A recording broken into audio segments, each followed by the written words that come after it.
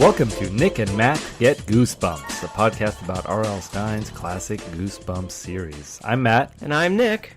And today we're going to be discussing book number 4, Say Cheese and Die! Exclamation mark at the end of die, so you know They mean business. Yeah, they're serious. It's a big deal, Nick. This was first published in November of 1992. Really? Because the version I had said 93. Well, I'm sure this is very interesting for the listeners, and I'm sure you're wrong. This says 92 in your version. Yeah. And it belonged to Brandon Stordemeyer. It's one of my notes, Nick. You're taking my notes. Sorry. Okay, sorry. This book. Sorry. It's true. This book belonged to Brandon Studemeyer, but he gave it up. He lost it. He lost it. What a fool! All that's left is his pink cursive signature. I want to find these people, I think. Thank them. Sure. I could probably do it on Facebook. Nick, we have some spooky facts. Spooky facts? Yeah, you like spooky facts, don't I do. Spooky! There we go. Stine got this idea from a Twilight Zone episode called A Most Unusual Camera. I mean, yep. So, that seems, it was a little disappointing. I mean, that seems beat for beat almost what this story is about, except do you remember the one with the stopwatch? No, I don't, but just in that episode though, the camera only showed what would happen, and it was the characters greed, Nick, that made bad things happen, right? Yes, well, yeah, because I mean Twilight Zone was all about the morality. Yeah, so this was a little different. I mean, all these characters in R.L. Stine's version of it, the Say Cheese and Die, they're all terrible, Stupid fucking kids. Yeah, exactly. Yeah. And the second thing is Jacobus painted this cover only after reading a brief synopsis of what the book was about, like he usually does. I mean, that would make sense. Yeah. And this time, his artwork was not accurate at all. No. About what happened in the story. But well, no, it is. And I have a note about that. Because of the dream sequence. Yes. But now R.L. Stine added the dream sequence in after Tim Jacobus had painted it, because he was like, this is such a nice painting, I don't want to tell him he did anything wrong. Okay, I didn't look up any fun facts for this, so you're blowing my mind right now. That was it. This is one of the only times that R.L. Stine changed his story to accommodate the artwork. Okay. Yeah. And even if you look at it, I mean, that's not Greg's family. No, there is a girl in there. Yeah. Or maybe that's just Terry. We I mean, didn't get a great description of Terry. No, we didn't. He works at the Dairy Freeze. Yeah. Let's talk about that cover while we have it here. We're doing it, so let's go all in. What do you think? It's spooky. It is. Like, I mean, it compared to the last three, where it was like, an ominous-looking house, a hand from the basement, like a plant hand from the basement, and then just like, green monster blood dripping from the stairs. Like, you get a sense of like what it is. This one is just lays it right out there on Front Street. It is a bunch of skeletons having a barbecue, and, they are terrifying. They are terrifying, and it's I think what scared me most about it is the mother character here. Right. Has the same haircut as my mom. Okay, well. And the same haircut she had when I was a child.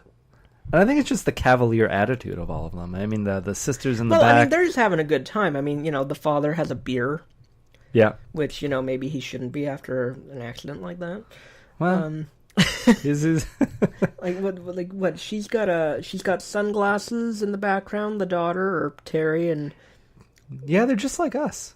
They're just like people. They're just like the fleshies. They're just all the flesh has been peeled. Like, they're wearing clothes, and like they are the victims of a hydrogen bomb attack.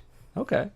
Because that'll just take away the organic material and not like structures and inorganic stuff. Okay. Well, good history. Not a history lesson, but just a good lesson in general. Yeah. They're eating Please a lot of send burgers. all corrections to the email address. Oh, yes. WEGOTGOOSEBUMPS@gmail.com. They're eating a lot of burgers, Nick. They look burned. They do. The kid in the back, though, with the backwards baseball cap, he's eating a hot dog. There are no other hot dogs Is that to be a hot seen. dog? Oh, I yeah. thought he was just... That is definitely a hot dog. That's definitely a hot dog. Yeah. Got to put some meat on their bones.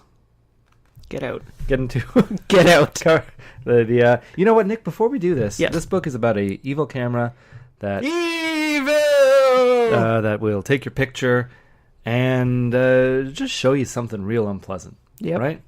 Now, do you believe in the lore of this haunted camera? Like that it actually exists? Yeah, do you think that it could be a thing of the flesh, a real thing?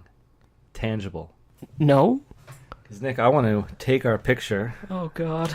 But see what develops. Okay. So we have this Polaroid, and, it's not as fast as you'd think it was. It will take about 40 minutes to develop.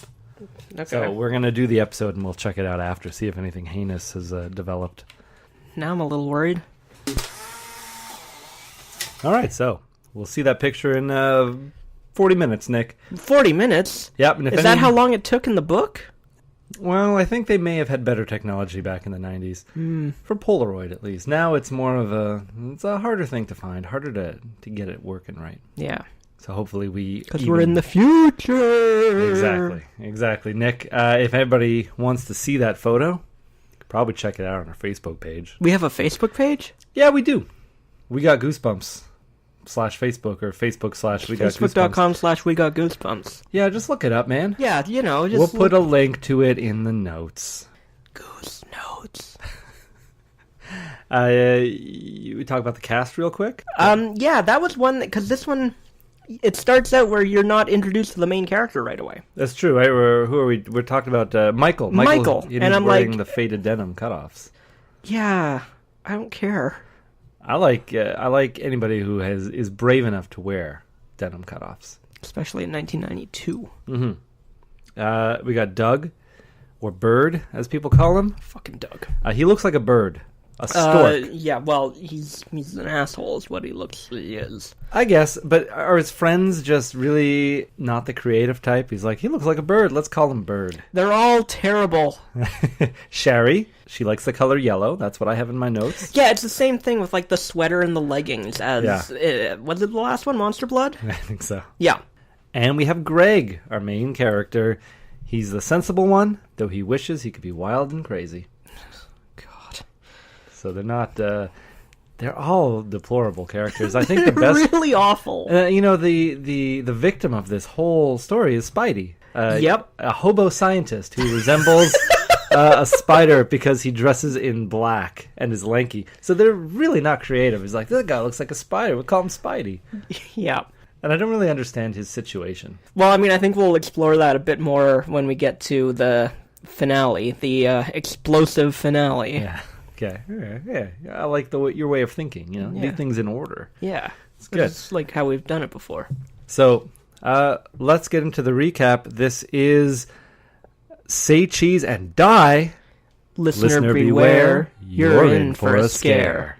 We start off, Nick, with a gang of friends, if you can call them that. Can you call them that? Well, I mean, my first note here, chapter 1, page 1, I hate this character. Yeah, Pitt's Landing is the pits. Fuck you, Greg. They're 12. Yeah, I know. They're bored to death out there, Nick. Oh my god, it's the 90s. You have so much to do in a small town. And they do. They decide to go check out the old Kaufman house. Even though it's super creepy, Nick. Super creepy. They're doing it. Good on them, though, Bored kids, bored 12-year-old kids in a boring old town looking for excitement and adventure. They usually just get really into drugs. Yes, they do. I mean, that's how Nirvana started. And that would have been probably a more realistic story and far scarier if just these kids got addicted to... What was the drug of the 90s? The heroin. There we go. Yeah, definitely. They just get addicted to heroin. Oh, my God. No, wait. 90s? Probably ecstasy. Ecstasy, eh? What's a cheap, 12-year-old drug? Coughs medicine? There may not have actually even been a camera. They could have just found some drugs in that basement, and then everything is just them hallucinating. Say MDMA and die. Anyway, they are a tad hesitant to go into the house because it's believed to be where Spidey, the old homeless man, hangs out.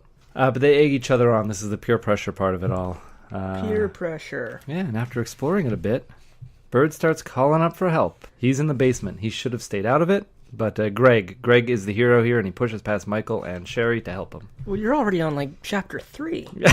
It moves fast. Well, I have so much to say about chapter 1. No, go ahead. They haven't found the camera yet, so talk about everything you want to before the camera's found. Okay. Which I'm sure is riveting.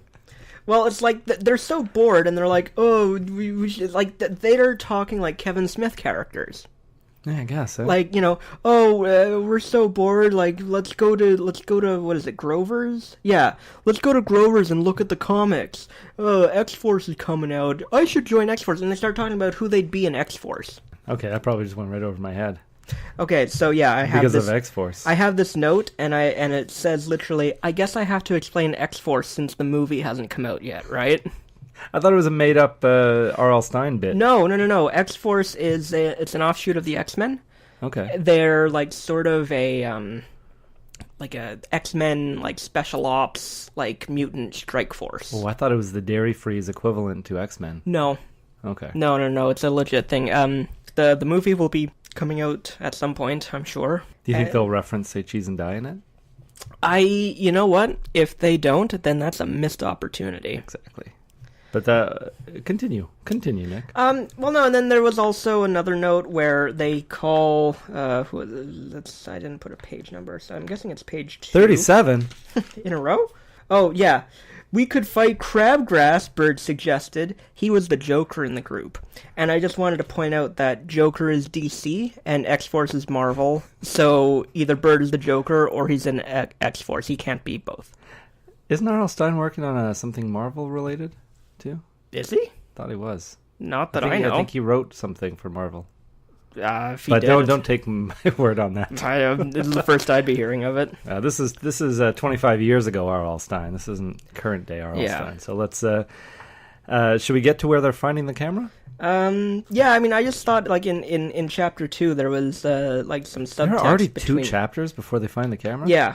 Okay. I thought there was some subtext between Greg and Bird, but we'll get to it. That's what you're here for. I mean, what was it? Page 8. Bird always made him laugh. Oh, was it italicized always? Yes. Oh, you know something there. I thought there was a little something between Shari and Greg, and not. Well, I mean that's not in Greg's favor though. I mean, Shari's clearly using him. Oh yeah, no, that's my next note. Shari's a bitch. Yeah.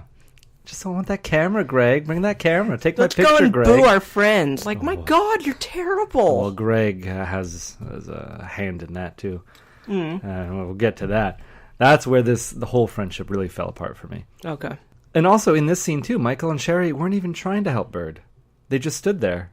And in the end, Bird was just pulling everyone's leg for a lark. Yeah, and I wrote this note, I hope Bird dies. Yeah. And I think at one point, I thought he did. I mean, we'll get there. Yeah. In the basement, now they've all gone to the basement, 4 of them. They should stay out of the basement. That's rule number 2. Yeah, you need the father from that, his stern voice from the episode. I think he's too busy with, what's his face? Gomez. Was I don't know Gomez? what his name was. It was Hernandez or something like that. Geraldo. In the basement now, Greg finds a camera. That is the chapter break. Very lame chapter break. I mean, the other one was like, oh no, a dog came at me. Yeah, Cocker Spaniel or something. Yeah. There was another really lame chapter break in here that I just took a note of. It was Terry asking for more potatoes. Yes. Yeah, no. I noticed that too, and I was just... I think that might win. I think it's chapter 9, because I wrote Terry asking the hard questions. He's a simple man. He's a simple man. Wants his potatoes, and he wants to know if there are more of them. I mean, are there? I want to know. We never found out. Maybe in Say Cheese and Die again. Well, let's cross that bridge when we get to it. Yeah, it's gonna be in like 2 years. This find of the camera is heaven sent for young Gregory, Nick, because he adores all things camera. He's got magazines. He dreams of being a famous photographer, and mountains and jungles, and yet he can't even get anything he shoots with his camera in frame. Like, not only that, he doesn't even know this is an instant camera. Mm-hmm. It's like a Polaroid camera is obviously a Polaroid camera when you see it. This he doesn't realize until the picture prints out. It's like those people who don't know they're pregnant until they're having the baby. Oh yeah, like Peggy on Mad Men. I thought it was Peggy from King of the Hill. Oh, I missed that episode. Yeah. She was too old. Plus, he had a narrow urethra, I tell you what. Yeah, the stars just